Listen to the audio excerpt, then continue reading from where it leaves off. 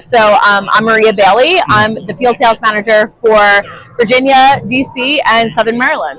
Okay. Also Tennessee. I can't leave Tennessee out. So Celebrity X Cruises, what guys set you apart? What sets us apart? Well, really, when you book Celebrity Cruises, nothing comes close. Not only is our hardware absolutely beautiful, our Edge series ships really being the latest and the greatest out there.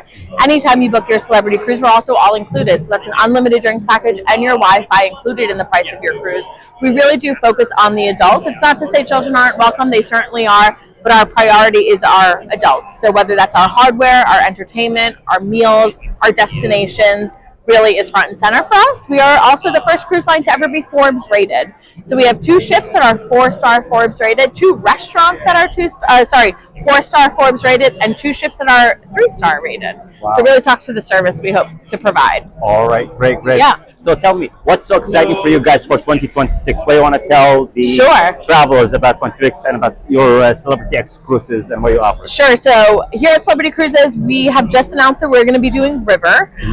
So River will start with Celebrity Cruises come 2027. 2028 deployment has not yet come out though, so there's still time for people to go ahead and get booked. We're building these ships. We're going to be coming out with 2, the Compass and the Seeker, in 2027. We have the Celebrity Excel, which is our newest Edge series ship, come out in November of 2025. So just 2 months ago. Really new, fun, and exciting things happening on her. She's going to be in the Caribbean and then making her way over to the Med. But in 2026, we are sailing, we are full, and we can't wait to have you. Okay, so let me ask you this. If I asked you for your top 3 or top 1 destination, Oh, okay. what do you recommend for you? Like from your perspective? From my perspective. So that's a little hard because I used to work on board cruise ships, so I've traveled quite a bit. Okay. But I have to say one of my favorite destinations is Alaska.